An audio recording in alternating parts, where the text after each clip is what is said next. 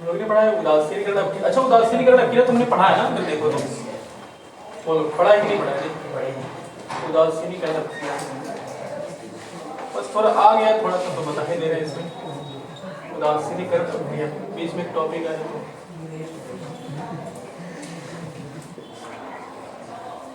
जिसको हम इंग्लिश में क्या बोलेंगे अगर सोचो तो? Neutralisation reaction. बात नहीं करो, न्यूट्रलाइजेशन रिएक्शन।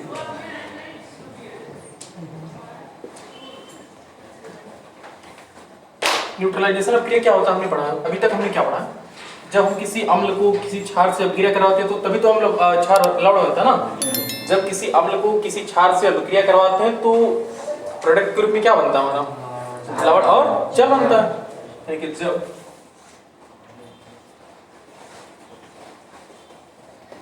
अम्ल व क्षार की अपक्रिया कराकर अम्ल व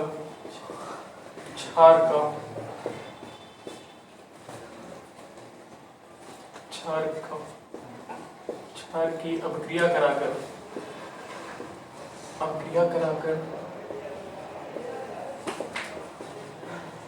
लवण तथा जल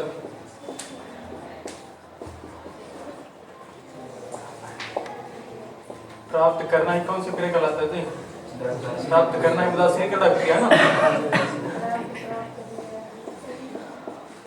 उदासीनीकरण चलो कोई बात नहीं, प्राप्त चलो एक हटा दो। प्राप्त करना ही उदासीनीकरण अपक्रिया कहलाता है।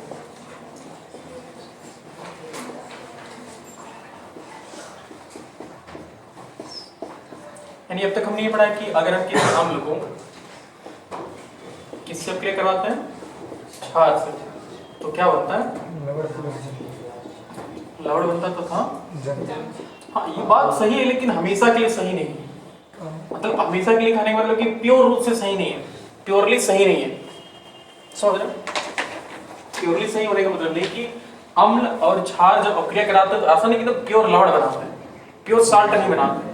जल तो बनाएंगे तो कोई बात नहीं, लेकिन ये जो साल्ट की बात है, लवण की बात है, प्योर साल्ट नहीं बनाते, प्योर लवण नहीं बनाते। जैसे कि अगर हम बात कर लें वो, अगर हमारे पास मान लो कि एक अपक्रिया है, जैसे हमारे पास एक अम्ल। अच्छा, अम्ल कितने प्रकार के होते हैं अभी समझ में आ जाएगा सब कुछ, तुमको खुद समझ में आ जाएगा। अम्ल बताओ कितने प्रकार के हमने पढ़ा था? हमने 2 प्रकार के हमने पढ़ा था, याद करो तो एक प्रबल पढ़ा था और एक कैसा पढ़ा था? प्रबल की कैटेगरी में हमने 3 एग्जांपल दिए थे और दुर्बल की कैटेगरी में हमने कई एग्जांपल दिए थे। तो प्रबल के अंतर्गत कौन कौन आ सकते हैं?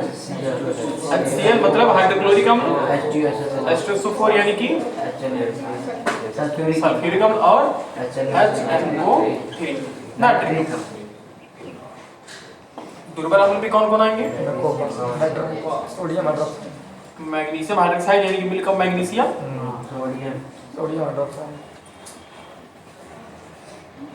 NaOH, potassium hydroxide. अरे यार क्या बोल रहे हो तुम? प्रबल अम्ल दुर्बल अम्ल की बात कर रहे हैं। H2CO3 कार्बोनिक अम्ल है, CH3COOH एसिडिक अम्ल, HCOOH फॉर्मिक अम्ल है ना। ऐसे कई हमने अम्ल बताया था ना, जैसे कि ऑक्सैलिक अम्ल, सिट्रिक अम्ल, लैक्टिक अम्ल, टार्टरिक अम्ल, ये सब बताए थे ना।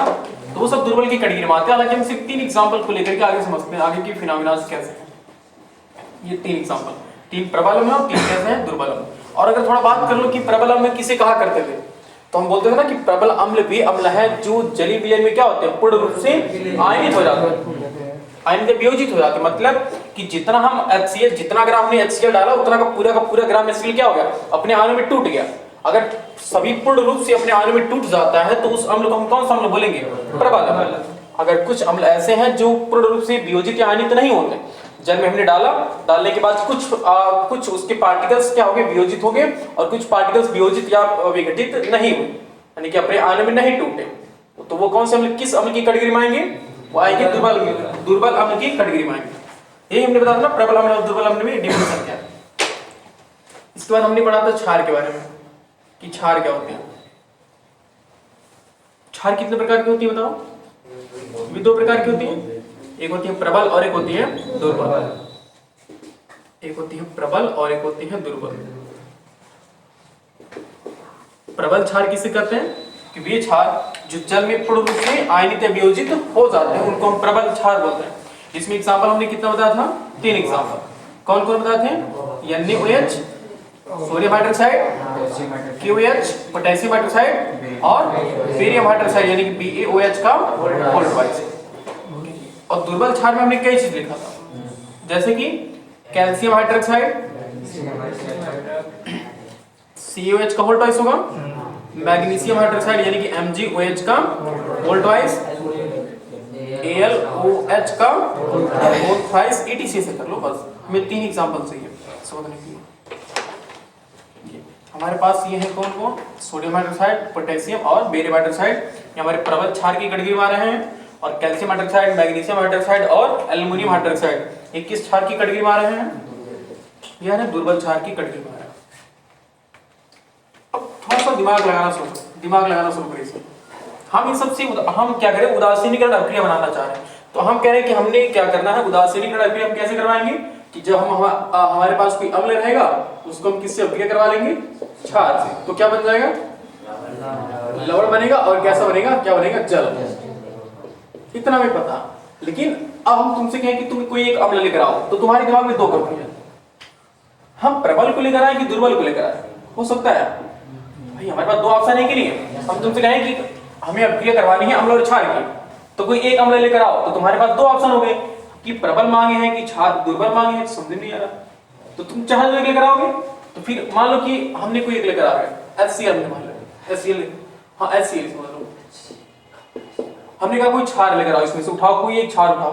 तो फिर 2 ऑप्शन है तुम्हारे पास, या तो तुम प्रबल उठा सकते हो या फिर कैसा उठा सकते हो? दुर्बल। मान लो कि तुमने दुर्बल उठा लिया, COH का। अब देखो यही दोनों की परिभाषा बदल गई। ये प्रबल है और ये कैसा है? ये प्रबल अम्ल है, ये दुर्बल क्षार है। मामला कुछ है गड़बड़? प्रबल अम्ल का मतलब ये है कि अगर हमने इसमें 10 ग्राम, ऐसे समझ लो कि 100 HCl के पार्टिकल में डाला, इसमें कितने पार्टिकल? ऐसा एग्जांपल समझा रहे हैं कि 100 HCl के पार्टिकल्स हमने इसमें डाला, तो 100 के 100 विघटित हो जाएंगे ना, यानी कि 100 क्या बनेंगे?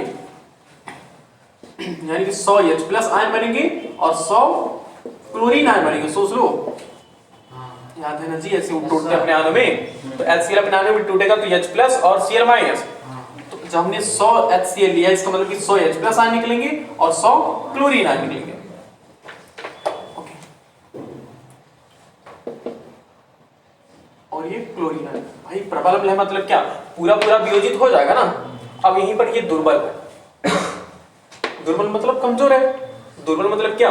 कि वे अम्ल ये क्षार है ना। तो दुर्बल क्षार की परिभाषा क्या होती है? दुर्बल क्षार हम कहते हैं कि वे क्षार जो जल में पूर्ण रूप से नहीं, मतलब आंशिक रूप से ना, वे क्षार जो जल में आंशिक रूप से वियोजित या विघटित हो जाते हैं उनको हम दुर्बल क्षार बोलते हैं। तो अब अगर हम COH के मान लो यहाँ पर भी हमने कितने पार्टिकल्स लिए हैं? हमने मान लो कि 100 COH का वोल्टवाइज हमने कंपाउंड ले लिया, यौगिक ले लिया। हमने 100 यौगिक किसका लिया है? CaOH का वोल्टवाइज 100 है टोटल। ठीक है, हमारे पास हमने जब इसको डालेंगे अम्ल में अभिक्रिया करवाएंगे, यानी कि सब जली विलयन है ना, इसका दोनों का जली विलयन होता है ना जी। HCl डाइल्यूट होता है, डाइल्यूट मतलब समझ रहे हो ना, तनु। जली विलयन समझ रहे हो? ये एक्वस होता है, एक्वस। देखो नहीं समझ रहे हो? ये एक्वस समझते हो जी, मतलब जली विलयन, यानी कि HCl के अंदर क्या मिलाया गया है? कुछ पानी मिलाया गया है। और COH के पास भी क्या मिलाया जाएगा? COH का वोल्टवाइज। और यहाँ पर भी एक्वस है, मतलब ये भी जली विलयन है। 100 ने COH का वोल्टवाइज डाला। अब भाई इसकी परिभाषा है कि पूरा वियोजित हो पाएगा क्या? बोलो, COH का वोल्टवाइज पूरा वियोजित नहीं होगा ना। तो ऐसा मान लेते हैं कि 70 क्या हो गया? 70 Ca+ बन गया, Ca2+ होगा ना ये। और 70 क्या बना? अच्छा 70 दूना कितना होगा? 140 होगा ना ये। सोच लो 140 तो क्या बनेगा? OH का हाइड्रोक्साइड आयन बनेगा, OH- आयन बनेगा। अच्छा कितना बचा हुआ है अभी? अरे बोलो भाई, 70 जब तुमने यहां से निकाल दिया तो 30 ही तो बचा, यानी कि 30 यौगिक किसकी? 30 कण CaOH का वोल्टवाइज पानी में घुल ही नहीं रहा, ये सब बैठा हुआ है भाई। तभी तो दुर्बल क्षार होगा। इन दोनों में दिक्कत है। अब इन दोनों में दिक्कत है कि भाई ये H प्लस करें कि हम इन्हीं को अटैक करेंगे OH को, और ये कह Cl किसके साथ जाएगा, क्लोरीन के साथ जाएगा, कैल्शियम के साथ, क्लोरीन कैल्शियम के साथ जाएगा ना। अब देखो समस्या है इस बात की आ जाएगी, ये कहेगा हमारे पास 100 हाइड्रोजन आयन है, ये कहेगा हमारे पास 140 हाइड्रोक्साइड आयन है। सोच पा रहे हो? लेकिन एक मिनट, ये तो बैलेंस करने वाली बात हो गई यार, हम बैलेंस करेंगे ना जी इसको बैलेंस करने का मतलब ये होता है कि इसके दो होंगे, पहले इसको अब क्या करवा दो तब समझ में आएगा। देखो तो ये क्या बनाएगा जी, CaCl2 बनाएगा ना, नहीं समझ रहे हो ये? भाई ये टूटता है अपने आयन में, देखो कैसे, थोड़ा सा हमने जटिल बना दिया कि थोड़ा सा कंडेंस फॉर्म में हो गया। एक मिनट रुक सकते, इतना कंडेंस फॉर्म नहीं होना चाहिए। चलो वही याद रखना भैया, ये C हमारे पास था जो कि एक्वस था, एक्वस मतलब क्या, जली है, और हमारे पास था CaOH, लेकिन अभी CaOH ना लो, कोई सिंपल छारा मिल रहा नहीं, कोई मिलेगा नहीं, इसको लेते रहो तो H2SO4 को लो तब दिक्कत नहीं होगी। देखो H2SO4 और ये भी एक्वस है मतलब जली। अभी एक समझ जाओ सिंपल वाला ना, उसके बाद तब तुम कठिन वाला समझ जाओगे, चाहे ऐसा रहेगा। H2SO4 एक्वस मतलब जली भी लेना ना, उसके बाद यहाँ से क्लियर हुई है CaOH का वोल्ट वाइज। अब नहीं कोई दिक्कत होगा क्योंकि हमें बैलेंस कराने में दिक्कत ना हो, तब नहीं कोई चीज होगा। देखो अब इन दोनों को अगर ये हम देखें तो पानी में कैसे टूटता है, ये सोचो, ये H प्लस में टूटेगा और ये SO4 में क्या 2 माइनस होता ना। देखो यार 2 प्लस हाइड्रोजन 2 बार था ना जी, हमने 2 लिखा। उसके बाद अब ये किस में टूटता है, Ca2 प्लस में टूटता है ना। Ca2 भाई हम बोले थे ना कि इसका अपोजिट होता है जी सर, तो Ca के पास 2 प्लस है और OH के पास कितना है 1 माइनस है। तो देखो इसी वजह से 2 लिखा रहता ना, ताकि 2 हाइड्रोक्साइड आयन है इसके पास। अब कौन किससे अप्लाई करवाता है, और ये H प्लस किसके साथ जाएगा, OH के पास जाएगा ना, और इसके पास आता है, यानी बना लेगा इसके पास 2 पॉजिटिव चार्ज, इसके पास 2 नेगेटिव चार्ज, 2 प्लस 2 माइनस, क्या बना लेगा CaSO4 प्लस, और ये क्या बना लेगा H2 बना लेगा ना, H2 बना लेगा।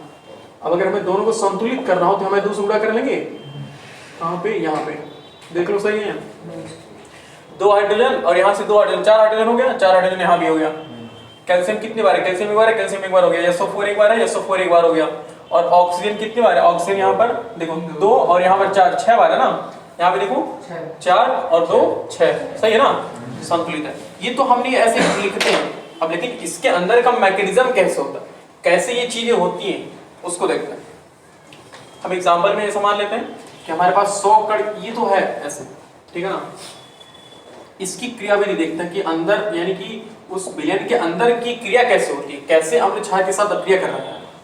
तो क्रियाविधि, और क्रियाविधि में देखो ध्यान से, तो H2SO4 क्या प्रबल है कि दुर्बल है, ये बताओ। ये हमारे पास प्रबल अम्ल था, प्रबल अम्ल है ये, और ये कैसा है, ये दुर्बल अम्ल है। तो ये क्या पूरा अच्छे से वियोजित होगा जी, बोलो तुम लोग शांत हो जाते हो। ये दुर्बल क्षार है तो अच्छे से वियोजित नहीं होगा ना, नहीं। ओके, अब देखो ऐसा मान लो कि 100 कण हमारे पास किसके हैं, H2SO4 के हैं, और 100 किसके हैं, COH का वोल्ट वाइज। ये भी इक्वस है मतलब जली विलयन है, और हमारे पास 100 क्या है, CaOH का वोल्ट वाइज, जो कि क्या, ये भी इक्वस है। हमने इन दोनों को पानी में मिलाएंगे तो क्या बनेगा देखते हैं। ये 100 यहाँ भी है और 100 यहाँ भी है। हमने ये पानी में मिलाएंगे तो क्या होगा, पहले इस अभिक्रिया को देख लेना। पानी में मिलाएंगे तो क्या होगा, देखो Ca कितनी बार है, देखो तो यहाँ से कितना, कौन कौन सी चीज कितना टूटेगा ये भी देख लेते हैं। एक ही बार में हो ही नहीं पाएगा, इतना बड़ा है। 100 जब हम इसको तोड़ेंगे तो हाइड्रोजन के कितने आयन बनेंगे, सोचो जरा, तुम सोचो जरा, हाइड्रोजन के कितने आयन बनेंगे, 200 आयन बनेंगे ना। सोच पाए कैसे जी, H2 मतलब 2 है ना, तो 2 का 100 जोड़ा है तो कितना हुआ, 200 हाइड्रोजन आयन जोड़ेंगे ना। और क्या सल्फ्यूर, ये सल्फेट आयन कितना बनेगा, SO4, देखो SO4 2 माइनस होता ना, तो सिंपल 100 ही बनेगा ना, यानी कि 100 SO4 पर क्या होगा, 2 माइनस, सोच पा रहे हो? तभी तो जी अगर इसको 200 है तो 200 H प्लस मतलब कितने, अगर देखो 2 H प्लस मिल करके एक SO4 को कंट्रोल करते हैं ना भाई, 2 पॉजिटिव नेगेटिव चार्ज है तो 2 पॉजिटिव चार्ज होंगे ना, उसी तरह से। अब सिमिलरली यहाँ सोचो कैसे बनेगा। यहाँ देखो 100 कैल्शियम कैल्शियम के आयन 100 बनेंगे ना, तो 100 कैल्शियम के आयन बनेंगे यानी Ca2+ बनेंगे, और प्लस हाइड्रोक्साइड आयन कितने बनेंगे, सोचो हाइड्रोक्साइड आयन कितने बनेंगे, 200 बनने वाले ना इसमें, क्योंकि देखो OH के होल ट्वाइस है तो 200 बनेंगे हाइड्रोक्साइड आयन बनेंगे। सोच पा रहे हो? देखो सिंपली अगर हम समझाना चाहते तो 2 मिनट में लिखवा के खत्म कर देते हैं, बट ये समझ जाओ कि इसके अंदर का मैकेनिज्म क्या है। मुझे लग रहा है कोई नया चीज थोड़ी है जी, बस जो तुम जानते हो गणित में बस वही बता रहे हैं कि हमारे पास 100 SO4 है तो इनको बांटोगे तो ऐसे ही तो बटेंगे, इसको भी मैंने बांट दिया तो ऐसे ही बटेंगे। अब दोनों अगर अभिक्रिया करते हैं तो क्या क्या होगा देखो। अच्छा एक बात, लेकिन हमने जो यहाँ लिखा ना ये थोड़ा सा सही नहीं होगा, क्यों? क्योंकि ये अच्छा दुर्बल है कि प्रबल है? दुर्बल है ना, यहाँ तो प्रबल था, इसी वजह से अपने पूरे आने में टूट जाएगा, लेकिन ये क्या पूरे अपने पूरे आने में टूट पाएगा? नहीं। तो ऐसा मान लेते हैं इनके 70 ही टूटे, कितने? सिर्फ 70 ही टूट करके निकले इसमें से, वियोजित हुए, बाकी 30 नहीं वियोजित हो रहे हैं। तो ऐसा मान लो कि 70 वियोजित हो गए, तो जब 70 वियोजित होंगे तो बताओ हाइड्रोक्साइड आयन कितना निकलेगा? 70 दूना 140 निकलेगा ना, 140। और अभी कितना COH का होल ट्वाइस बचा हुआ है? अभी 70 30 CaOH का होल ट्वाइस बचा हुआ है ना, ये वियोजित नहीं हो पा रहा है, क्यों? क्योंकि दुर्बल है। समझ पा रहे हो? अब बात आ गई इन दोनों में अभिक्रिया की कि कैसे हम अभिक्रिया करेंगे। अब देखो, अब तुम ये जानते हो कि ये COH का H प्लस किसके साथ जाएगा? H प्लस OH के साथ जाएगा ना, इसके साथ जाएगा, और SO4 किसके साथ जाएगा? Ca2+ के साथ। हम कण को बराबर रखना, देखते हैं कैसे होगा। इसके पास 2+ है, इसके पास 2+, तो कोई दिक्कत नहीं होने वाली है ना। हाँ 2+, 2- है ना, तो कोई दिक्कत होने वाली नहीं है। लेकिन एक बात यह है कि इसके पास 70 ही, इसके पास 100 है, तो कैसे होगा? इसके पास 100 रुपया समझो, इसके पास 70 रुपया, तो कैसे पार्टी होगी? दोनों बराबर बराबर पैसा मिलाएंगे, तो ये वाला कहेगा भाई सब 30 हम रख देते हैं, बाकी 70 तुम्हारे साथ मिल लेते हैं। तो ये 70 हो जाएंगे क्या? 70 मिल करके हो जाएंगी CaSO4, तो बाकी कितना भी बचा हुआ है? बाकी 30 बचा हुआ है। बाकी अभी क्या 30 देखो बचा हुआ, याद रखना 30 क्या बचा हुआ? 30 ये बचा हुआ, सल्फेट आयन बचा हुआ ना, 30 सल्फेट आयन बचा हुआ। अगर समझ जाओगे तो भूलने नहीं वाला कभी और दिक्कत नहीं होगी। अब ये 30 बचा हुआ ना, ओके। अब बाकी इनमें देखो क्या होगा। ये अगर तुम भी सिंगल प्लस तुम भी सिंगल माइनस हो, तो जितना हम वियोजित होंगे उतना तुम भी वियोजित हो जाओगे। ये कहेगा हमारे पास 140 है, तो यहाँ से हमारे पास भी 140 लोग, हम क्यों ज्यादा दे भाई? सोच पा रहे हो? तो कितना देगा यहाँ से? 140। तो दोनों मिलकर के क्या हो जाएंगे? 100। अच्छा H2O बनता है ना, तो 140 क्या बना लेंगे? H2O। कोई दिक्कत नहीं है नींद में, कोई दिक्कत नहीं। अब बचा कितना? इसमें से कितना बचा है सोचो। 60। इसमें से 60 क्या बचा है? 60 H प्लस बचा हुआ ना। अब 60 H प्लस बचा हुआ, और ये तो बेचारा मनमाना ही कर रहा है, मतलब नहीं टूट रहा है ना, ये टूट ही नहीं रहा। इसको से छोड़े रखो। 30 COH का होल ट्वाइस। टूटे ना, टूटने का मतलब ना कि अपना प्रभाव दिखाई नहीं पा रहा, टूटना 4 बार टूट ही नहीं पा रहा, अच्छे से ब्रेक नहीं हो पा रहा, अपने आने में टूट नहीं पा रहा। अब बच्चे कौन टूटे हुए? कौन बचे हैं? H प्लस और SO4 2 लेकिन आने में टूट जा रहे हैं। अब बताओ, इसका मतलब कि अब देखो ये मतलब ये हमारे बीलर में इतना बचा हुआ है ना, सोचो इतना बचा हुआ है, तो ये अपना कैसा प्रभाव दिखाएगा? ये कैसा प्रभाव दिखाएगा? अरे यार लवण है तो कैसा दिखाएगा? लवण है ना भाई, ये लवण है ना, CaSO4 का होल ट्वाइस लवण है, कोई दिक्कत नहीं इसे, ये लवण है। पानी कोई दिक्कत दिखाएगा क्या? ये कुछ है, हमें अब लछार के देखना है, ये कुछ नहीं, ये तो उदासीन है बिल्कुल, मतलब उदासीन कहने से बाकी SO4 माइनस कुछ करेगा, SO4 2 माइनस नहीं, ये 60 H प्लस आयन है। और जब H प्लस आयन की अधिकता हो जाती है तो अम्लीयता क्या बढ़ती है, बढ़ती है ना। इसका मतलब यही क्या करेगा, विलेन को अम्लीय कर देगा, इसकी अम्लीयता को बढ़ा देगा। और ये कुछ कर पाएगी क्या, क्योंकि सर क्षार है ये, लेकिन क्षार या अम्ल अपना प्रदर्शन तब कर पाता है जब वो अपने अणु में टूट पाता है। जब ये अपने अणु में टूट ही नहीं पा रहे तो अपना प्रदर्शन कैसे करेंगे। तुम्हारे पास शेर है लेकिन पिंजरे में बंद है, तो वो शेर किस काम का, तो वैसे ये सर्कस के काम है, ठीक है। तो ये वही शेर समझो कि जो पिंजरे में बंद है, इसके पास आयन है लेकिन टूट नहीं पा रहा। अगर ये आयन टूट जाता, अगर ये आयन टूट जाता तो इसे अभिक्रिया कर लेता ना, तो अगर ये इससे अभिक्रिया कर लेता तो फिर क्या बना लेता, लवण बना लेता। तब क्या विलेन अम्लीय हो पाता, नहीं, ये टूट ही नहीं रहा। तुमको 100 लोग मार रहे हैं, तुम्हारा सिर अकेले पिंजरे में बंद है, किसी काम करे। तो वैसे यहाँ पर अम्लीयता बढ़ी हुई है, ये बेचारा तड़प रहा है अंदर से कि हमारे पास OH है, जल्दी से हम निकलना चाह रहे हैं, लेकिन निकल ही नहीं पा रहा, टूट ही नहीं पा रहा। तो अपना प्रदर्शन कौन दिखा रहा है, H प्लस दिखा रहा है ना, तो अम्लीयता इसकी बढ़ा दिया। तो लवण तो बना, ये लवण बना, लेकिन लवण कैसा बन रहा है,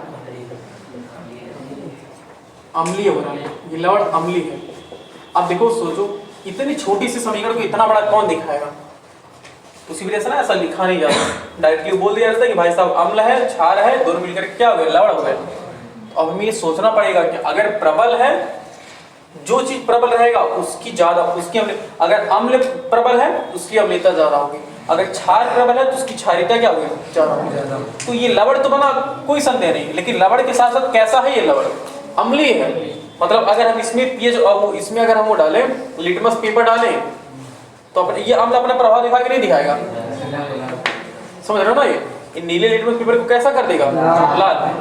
लवण होने के बावजूद भी इसको लाल कर देगा, क्योंकि इसमें क्या है, इसमें देखो 60 H प्लस आयन है, अभी H प्लस आयन अभी बचे हुए हैं, और ये OH आयन होने के बावजूद भी कुछ नहीं कर पा रहे। क्यों, क्योंकि भाई जल में वियोजित ही नहीं हो पा रहे हैं। जब अपने अणु में टूट ही नहीं पाएंगे तो कैसे काम दिखाएंगे, कैसे अपना प्रदर्शन दिखाएंगे, ये बिल्कुल इसका कोई फायदा ही नहीं है, समझ रहे हो।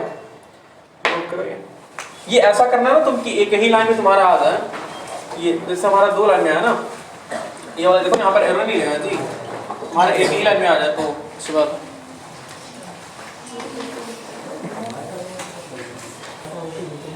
यानी कि अब देखो इसके बारे में जो देखा वो क्या था, वो ये था कि अगर हमारे पास प्रबल अम्ल है, प्रबल अम्ल है प्लस कैसा दुर्बल क्षार था ना, और दुर्बल क्षार, अगर हम दोनों को अप्लाई कराएंगे तो जो लवण बनेगा कैसा होगा, तो वो अम्लीय होगा ना। उसके लवण की प्रकृति कैसे होगी, अम्लीय, अम्लीय लवण और प्लस जल बनेगा। इसका हमने एग्जाम्पल देखा है, एग्जाम्पल के पूरे अच्छे से एग्जाम्पल देखा क्रियाविधि सहित। तो एक प्रबल अम्ल की कैटेगरी में हम कौन ले सकते हैं एग्जाम्पल के तौर पे, अब कुछ HCl, और दुर्बल ये कैसा जली रहेगा ना, एक्वस रहेगा, जली विलेंस। दुर्बल क्षार करो क्या,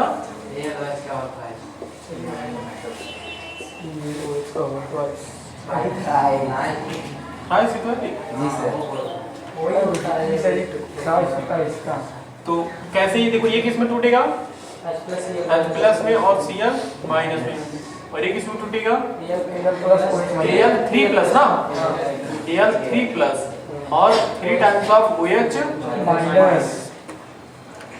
3Al है तो क्लोरीन भी कितना होना चाहिए, तो AlCl कितना होगा, 3 प्लस H2O, बैलेंस करा लेते हैं,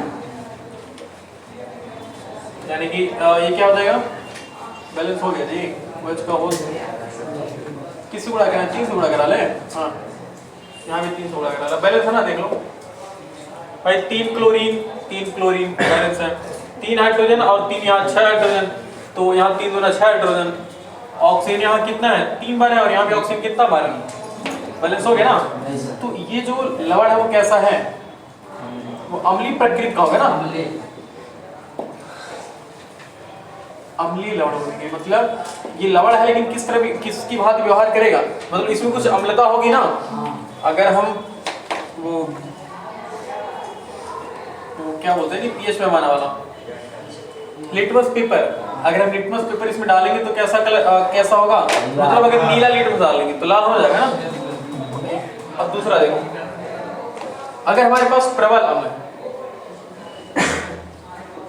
प्रबल अम्ल है और प्रबल अम्ल को हम किससे क्रिया करवाते हैं, प्रबल क्षार से करवाते हैं, तब क्या बनेगा, तब उदासीन हो जाएगा ना भाई, दोनों के दोनों प्रबल है, दोनों अच्छे से वियोजित हो जाएंगे, बनेगा उदासीन लवण, यानी कि सिंपल लवण बनेगा वो, सिंपल साल्ट, और प्लस क्या बनेगा, जल बनेगा। इसकी एग्जांपल क्या होंगी, प्रबल अम्ल की कैटेगरी कौन हम ले सकते हैं, दूसरा ले लेते हैं जी, H2SO4। प्रबल क्षार क्या होगा, NaOH का वोल्ट वॉइस, हाँ नहीं भाई उसका वोल्ट वॉइस नहीं होता, नहीं हो जाएगा। देखो और ये किसमें टूटेगा बताओ, ये 2H प्लस में हो जाएगा ना, और SO4 के पास 2 माइनस, और ये किसमें टूटेगा, Na प्लस और प्लस OH माइनस, तो ये H प्लस OH और इसके साथ जाएगा। देखो इसके पास 1 प्लस, इसके पास 2 माइनस, तो होना चाहिए ना, इसके लिए क्या करना पड़ेगा हमें, इसे Na2 होना पड़ेगा ना, Na2SO4, ओके, और ये क्या होगा H2 हो जाएगा ना, प्लस H2O। संतुलित करने के लिए हम क्या करेंगे, यहाँ 2 से गुणा करा लेंगे ना, इसमें तो 2 Na हो गया और 2 H हो गया, यानी कि हाँ हमें किससे गुणा करा लेना चाहिए, 2 से गुणा करा लेना चाहिए, हाँ बराबर हो गया। देख लो 2 हाइड्रोजन कितना हो गया 4, और यहाँ भी कितना हो गया 2 दूना 4 हो गया। SO4 कितना, एक बार है, SO4 कितनी बार है, एक बार है, और हाँ सोडियम 2 बार है, सोडियम 2 बार है, वहाँ पर लिख सकते हैं Na+2। क्यों यार, Na के पास सोडियम की वैलेंसी एक ही होती है, सहजकता होती है। इलेक्ट्रॉनिक विन्यास पढ़े हो क्लास 9th में, अगर पढ़ोगे तो सोडियम कितना होता है, सोडियम के 11 होता है सर, 11, तो 2 8 2 10, 10 1 11, देखो एक बच गया ना, एक इसको दे देता है। तो जब हम किसी को दान करते हैं तो अपने आप को बहुत पॉजिटिव महसूस करते हैं ना, तो पॉजिटिव, तो इसके पास Na प्लस आता है, सिंगल प्लस आता है, 2 प्लस नहीं होंगे। उसकी विशेषता सर ये इलेक्ट्रॉनिक विन्यास में पढ़ाया गया होगा, अगर नहीं पढ़े तो फिर आगे इंतजार करिए, फिर आएगा इलेक्ट्रॉनिक विन्यास। तो ये जो, हाँ ये जो बना ये कैसा होगा, ये लवण है ना जी, तो कैसा लवण होगा, ये सिंपल साधारण लवण होगा ना, मतलब ना तो अम्लीय होगा ना तो क्षारीय होगा, ये सही है। तीसरा हम देख लेते हैं,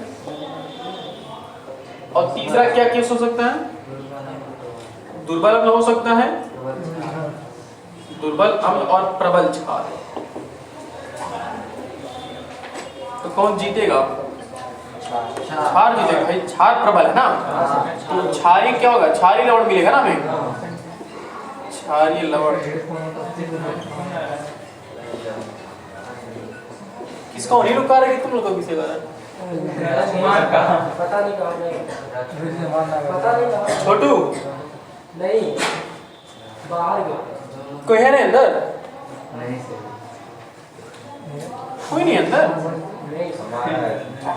किसका फोन है, बोला है तुम्हारा फोन है, ऐसा जी हमारा किसका फोन है, लेकर आओ तुम वहां से, लेकर आओ बताते हैं।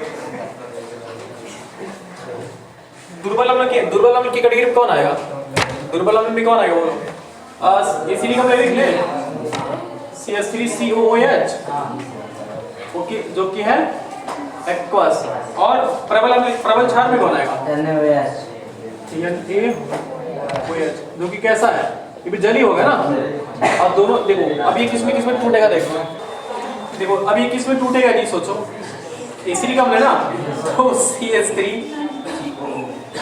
देखो CH3COO माइनस में टूटेगा ना, और H प्लस में टूटेगा, और ये किसमें टूटेगा, Na प्लस और OH माइनस, तो ये प्लस वाले माइनस के पास, प्लस वाले माइनस के पास जाएंगे, ओके।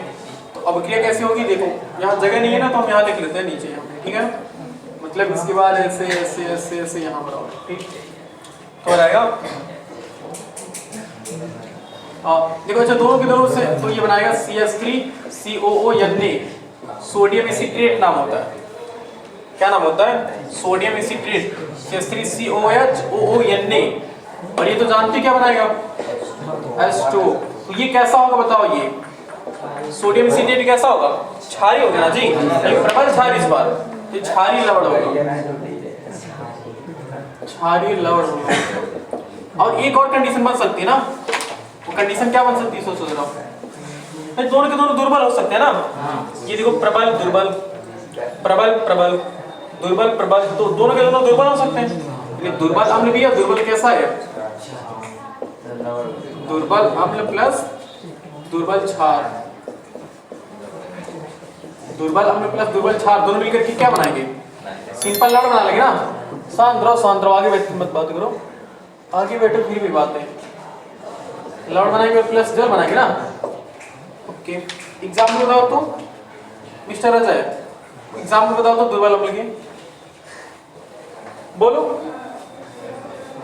बस सब साइलेंट हो गए। पीछे बैठ के बात करो, समझ में आता है कि पीछे बैठा है तो बात करने के लिए बैठा है, लेकिन आगे बैठ करके बात करिए, ये कौन सी बात है? बताओ पवन, दुर्बल अम्ल के बारे में बताओगे? H2CO3 बिल्कुल, कार्बोनिक अम्ल है ना जी, H2CO3। ओके, और दुर्बल क्षार के बारे में बताना चाहोगे?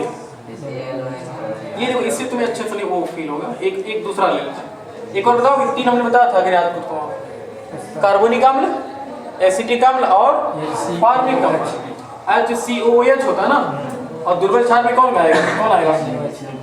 चलो COH का वोल्टवाइज। अब ये किस में टूटेगा देख लेते हैं, और इधर को हम प्लस कराते हैं जी, दोनों का जल ही लेने एक्वस है प्लस, और ये भी कैसा है? एक्वस। देखते दोनों मिलकर के क्या बनाएंगे। तो ये पहले किस में टूटेगा? देखो या लास्ट वाला H प्लस निकलता है, याद रखना। तो HCOO माइनस और H प्लस, और ये किस में टूटेगा? Ca2 प्लस में होगा ना। हाँ, और OH में कितना? 2 माइनस। ये ऐसे जुड़ेगा ना जी, और OH पे 2 माइनस होगा नहीं, 2 गुणे OH माइनस होगा। हाँ, 2 OH माइनस होगा। तो ये कैसे? देखो अब HCO पहले लिखा रहता है, यानी कि ये हो जाएगा। इस बार ये फिर यहाँ देखो जी, थोड़ा सा ध्यान समझ जाओगे कैसे लिखना है ना। Yes sir. हाँ, तो ये हो जाएगा HCOO और HCO का whole twice Ca, calcium formate होता है। देखो भाई, जब ये 2 प्लस है तो इसके पास 2 माइनस होना चाहिए ना। तो 2 प्लस है तो इसके पास 2 माइनस होना चाहिए। 2 माइनस कैसे आएगा? जब हम 2 से गुणा कराएंगे ना। तो H, अब यहाँ सोचो हमने यहाँ क्यों नहीं लगाया? अगर हम यहाँ लगाते तो कैल्शियम को भी तो मिल जाता ना। इसी वजह से हमने HCO का होल ट्वाइस इनटू, मतलब HCO का whole twice Ca, calcium formate, और ये क्या बना लेगा? H2 बना लेगा ना ये वाला। तो ये जो बनेगा ये कैसा है? लवण है ना। कैसा लवण बनेगा ये? बिल्कुल उदासीन रहेगा ना, मतलब ना तो अम्लीय रहेगा ना तो क्षारीय रहेगा। ठीक है, यानी कि आप अगर कोई पूछिए अगर सीरियसली तो लवण कितने प्रकार के होते हैं? 3 प्रकार के ना। एक तो सिंपल लवण है, एक अम्लीय लवण और एक क्षारीय लवण। नोट कर, मतलब देखो 3 प्रकार के लवण बने होंगे ना जी। यहाँ पे देखो यह अम्लीय लवण है, और ये कैसा लवण है? क्षारीय लवण है, और ये क्या है? सिंपल उदासीन लवण है। नोट कर लो।